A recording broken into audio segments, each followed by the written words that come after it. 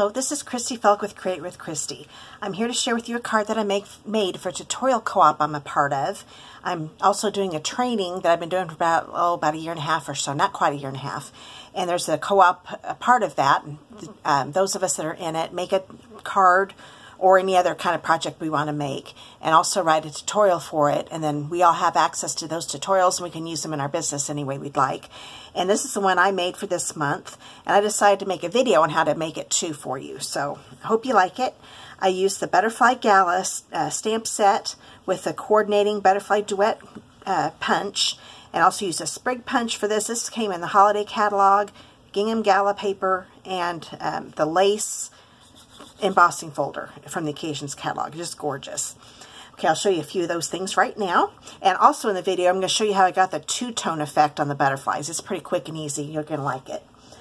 Okay, the stitched frontlets that I used are from the annual catalog. You get 4 each of the oval, circle, and squares. And I'll be using the second largest circle is what will be used today.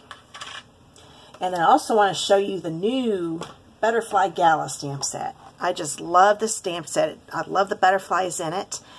And I found out that the greetings in this set it's actually the handwriting of the person who designed this stamp set. So I thought that was pretty cool. She's got very good handwriting. I wish I could write that well. But as you can see, it's got all these beautiful butterflies.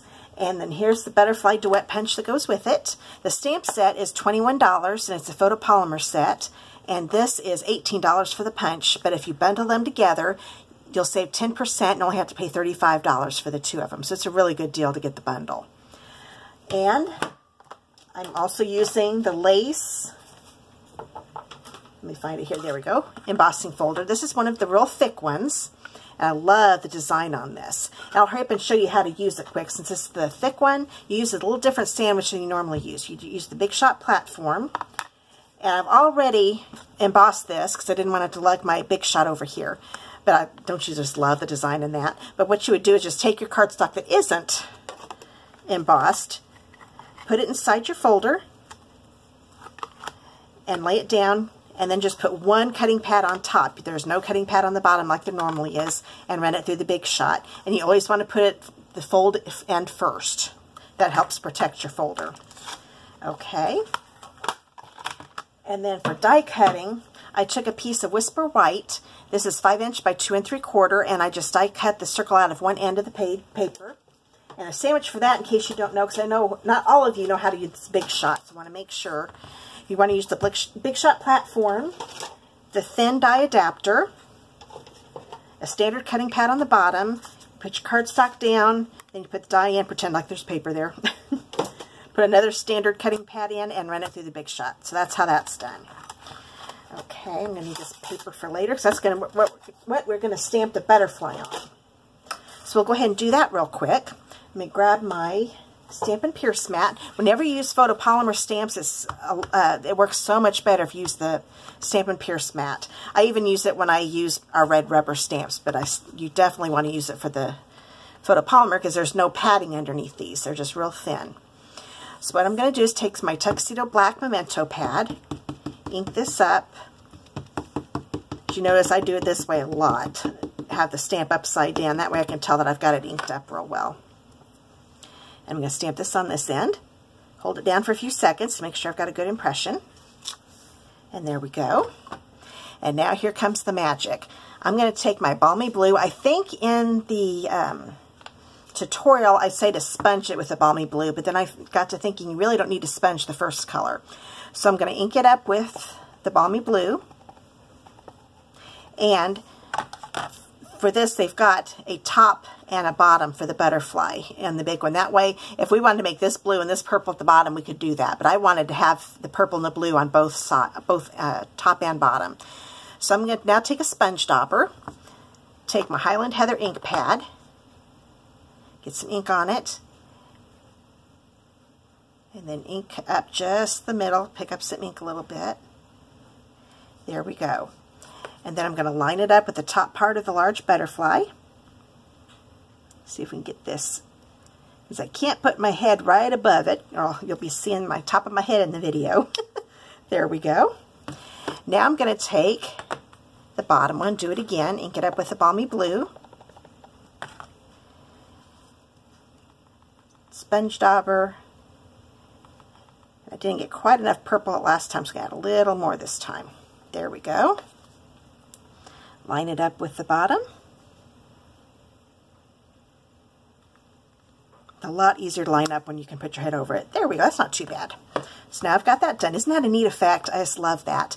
Now the stamp set does have a top and bottom for the small one, but it also has one that's just the butterfly, so I didn't really need to do the top and bottom since I'm making the inside be this part that has a different color. So there's the Balmy Blue. There we go.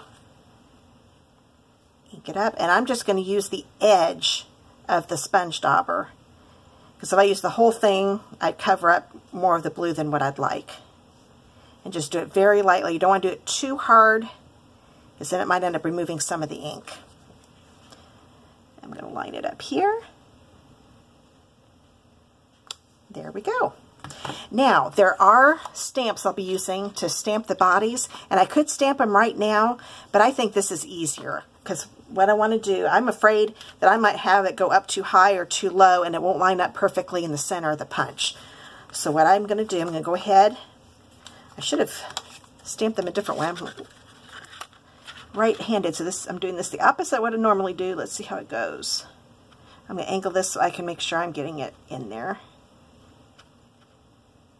There we go. Punch it out. As you can see the bodies. They're still white, so I'm going to take the large butterfly and ink it up with the Tuxedo Memento. There we go. That's not too bad. It'll off a little bit, but not too bad. Now, if this was a rubber stamp set, instead of the clear, I would definitely go ahead and stamp it. But since I can see, there we go. Oh, that one I lined up perfectly. So there are the butterflies. I just love that two-tone effect. Okay. Now I've got one more thing to stamp. I'm going to bring in the circle. I just love the stitching on these dies. And I'm going to grab the Hello Beautiful stamp, ink it up with my Memento, and I'm going to stamp it here on the bottom. Okay, that looks good. Okay, now what I'm going to do, I'm going to take a piece of white vellum cardstock. This is a 3" by 2" piece. And I'm going to bring in the sprig punch that I was telling you about. This is such a popular punch. And it came from the holiday catalog, but it's still available to purchase. It was on back order for a while. It's back, they've got it in stock, but I saw it was on low inventory again. So if you want this, you might want to get it pretty soon before it goes on back order again. So I'm just going to punch a couple of these out, because I want 2 of them. Go ahead and turn this around, and there we go. And I always punch upside down so I can tell that I've got this all covered up. If I did it this way, I wouldn't be able to tell if I've got the edge down too far. So I've got those 2. And what I'm going to do, I know that I'm going to put a sprig over here and a sprig near the top like that. So what I'm going to do, take my snail, turn this over, put one here, and put one down here, because that's the top and the bottom. And then I can just grab this, put it on like that. Make sure I'm putting it on the snail. There, it's easy peasy. So I've got that all done. So I'm going to go ahead and put this over to the side. I'm going to grab my Highland Heather, and then I'm going to put snail on the back. The thing I love about this gingham paper is that it has the small gingham and large gingham on either side, so you can pick which one you want. I decided I wanted to go with the large one on this one. And just kind of attach that to the right side. And I'm going to show you real quick this paper. It comes in 6 by 6, and it's you get 48 sheets for $10. I just want to show you the colors. This is the Daffodil Delight, the other side. Highland Heather that we're using, the other side. This one is the Grapefruit Grove, Lemon Lime Twist, and Balmy Blue. Doesn't that just make you think of spring, which I definitely need. Here in Indiana, we're supposed to have a winter storm warning tomorrow, so we'll see. It's not going to be like over a foot of snow or anything like that, but we're supposed to get a pretty good covering tomorrow. Okay, so now I've got that all together. Now I'm going to take this circle and put some snail on it. And when you look at the card, you can see how this is trimmed, it's straight. So I'm going to put this on here so it's kind of centered over this. And I want to make sure that the sprigs are not hanging over too much, because there's still going to be the white card behind it. As you can see, part of the paper's hanging over, so I'm going to bring my paper snips in, turn this upside down. As you can tell, I've already got some snail adhesive on this. I'm going to go ahead and add a little more, because I've done this tried to do this video once and I got ahead of myself and messed it up, so that's why this one still has some adhesive on it. Okay, so now that we've got the circle on there, I'm going to bring the card in. This is a piece of Whisper White thick cardstock, and it's 8.5 by 5.5, and I've already scored it. Whenever I use the thick cardstock, I always score it because it tends to not fold very nicely because it's so thick. So it's at the 4 1/4 inch, so I've got that already. Now that the circle's on there, we can put this on. My last video, I put the paper on first before I did the circle, and it's a little hard to cut when you put it on there, so I thought I better start over again. So now we've got that. Now I'm going to bring our pretty butterflies in. This one I'm just going to put on with a regular snail. Whenever I do butterflies or anything that has wings, I usually only put adhesive on the center part so I can kind of fold the wings up a little bit. I just like the look of that. So we'll do that. I'm going to grab some Stampin' Dimensionals. I'm going to go ahead and cut some off the sides. Yes, I use every bit of my dimensionals. Just put that on the middle of the big butterfly. Attach that butterfly at an angle and bend the leaves up a little bit. And that's it. I think you'll love this butterfly set. There's so many. I love butterflies to begin with, and they're pretty popular right now too, and I think everybody loves butterflies. And I love the lace on this. It's just gorgeous.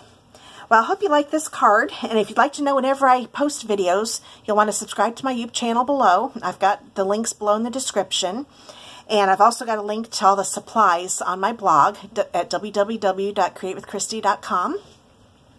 I also want to make sure you know about my doily rewards program.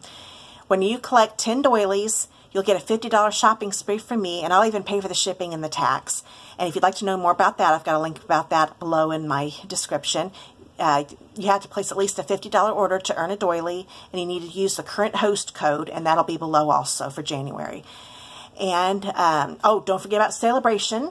Every time you spend $50, you can get a celebration item of your choice, and I'll have information about that below also.